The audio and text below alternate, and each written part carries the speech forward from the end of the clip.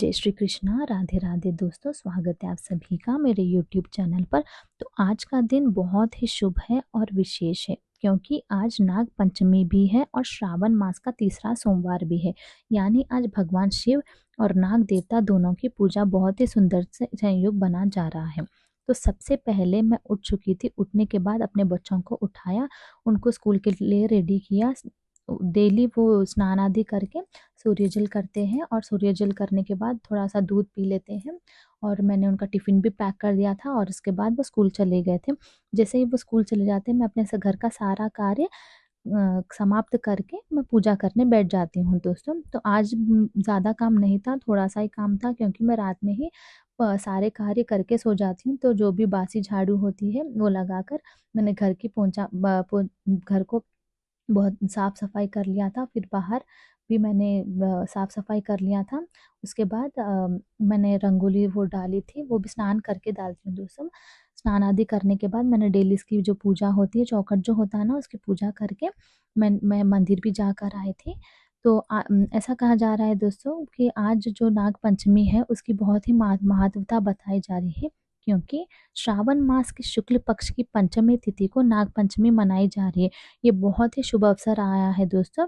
तो नाग देवताओं को सनातन परंपरा में पूजनीय माना गया है और उनका संबंध भगवान शिव से भी माना जाता है।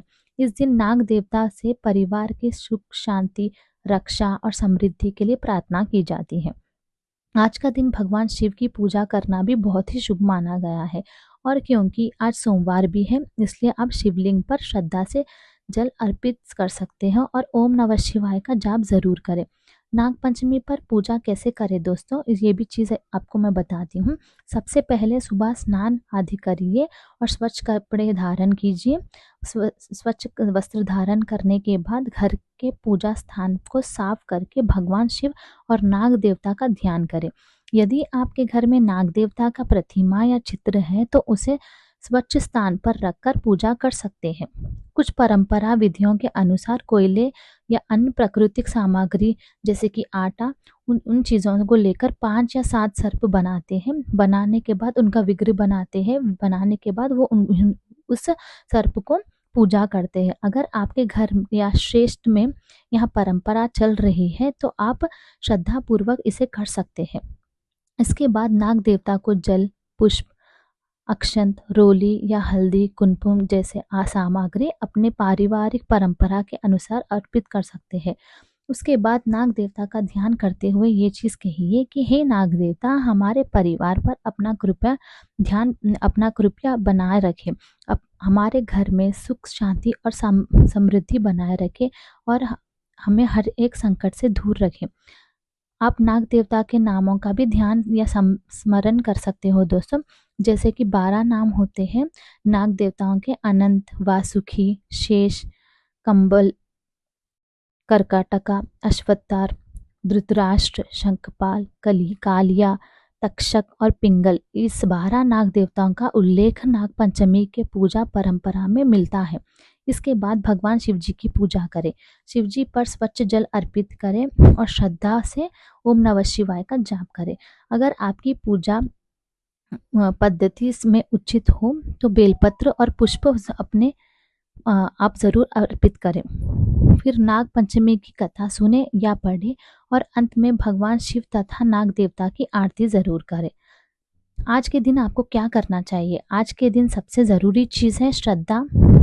श्रद्धा से अगर आप उनकी पूजा करोगे तो वो जल्दी स्वीकार हो जाती है। भगवान शिव जी की पूजा ज़रूर करें, नाग देवताओं का स्मरण ज़रूर करें, ज़रूरत व्यक्ति को ज़रूर दान कीजिए। अगर आप जितना हो सके उतना ज़रूरतमंद को ज़रूर दान कीजिए। जो भी आप दान कर सकते हो वो उसे आज के दिन आप दान कर सकते हो। घर में शांति बनाए रखें, क्रोध, झगड़ा और अपशब्द बातें से बचें। और सबसे महत्वपूर्ण बात यह है, सांपों को परेशान ना करें और ना ही उनके साथ किसी तरह के छेड़छाड़ करें। नाग पंचमी का भाव ही प्राकृतिक और जीव जंतुओं के प्रति सम्मान का है। नाग पंचमी के दिन आपको क्या नहीं करना चाहिए? नाग पंचमी के दिन जानबूझकर किसी भी पशु, पक्षी या सर्पों को, जो भी होते हैं, पकड़ना नहीं चाहिए। उन्हें परेशान करना बहुत ही उचित माना गया है। तो आप प्लीज़ ये सभी चीज़ें मत कीजिए। सांपों को दूध पिलाने के लिए उसके आसपास नहीं जाना चाहिए। पूजा में दूध का प्रतिकात्मता अर्पण नाग देवताओं की प्रतिमा या चित्र पर किया जा सकता है। अनावश्यक रूप से पेड़ पौधे, जीव जंतुओं और या किसी भी प्राणी को नुकसान नहीं पहुंचाए दोस्तों। घर में लड़ाई झगड़े, क्रोध और नकारात्मक बातों से दूर रहे और पूजा को केवल दिखावे के लिए नहीं बल्कि श्रद्धा के भाव से करने के लिए करें। अब तो आपको कुछ चीज़ों का ज़रूर ध्यान रखना चाहिए दोस्तों, जैसे कि नागपंचमी के दिन आपको ऐसा माना जाता है कि नागपंचमी के दिन आपको जो तवा होता है, वो रोटी जो बनाते हैं, वो जो तवा होता है वो नहीं चढ़ाना चाहिए। और आपको क्या खाना चाहिए, जैसे कि खीर या मिठाई का सेवन करें। नाग देवता को दूध और मीठे चीज़ें प्रिय है, इसलिए दूध, चावल और खीर के सेवन बनाकर भोग ज़रूर चढ़ाएं।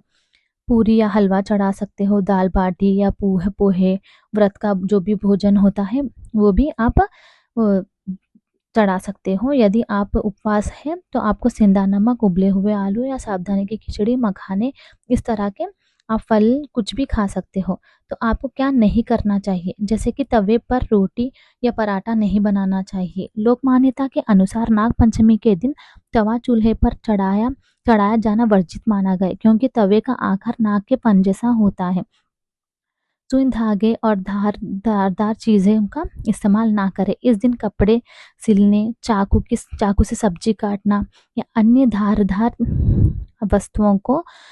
वस्तुओं के प्रयोग से बचाने की मान्यता है। इसलिए सब्जी यदि आपको काटनी है तो एक दिन पहले ही सभी चीज़ों की तैयारी कर लोगे तो ये बहुत ही बेहतरीन होगा। तो इस चीज़ों का ध्यान रखकर आप एक दिन पहले ही सब चीज़ें, जैसे कि कुछ जो भी सब्जी होती है कट करके पहले एक दिन पहले ही आप रख लीजिए। क्या बना सकते हो, जैसे कि आप खीर या फिर पूरी, हलवा, ऐसे चीज़ें बनाकर भी चढ़ा सकते हो। तो मैंने भी कुछ इस तरह से यहाँ पर नाग देवता की पूजा की थी।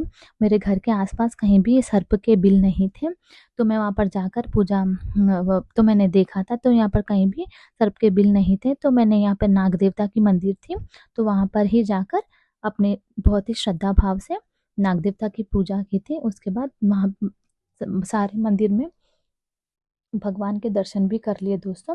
तो इस तरह मैंने बनाया था अपने नागपंचमी का त्योहार इस बहुत ही श्रद्धा के साथ। और अगर आपको मेरा ये जो वीडियो है पसंद आया तो ज़रूर इसे लाइक, शेयर और सब्सक्राइब कीजिए दोस्तों।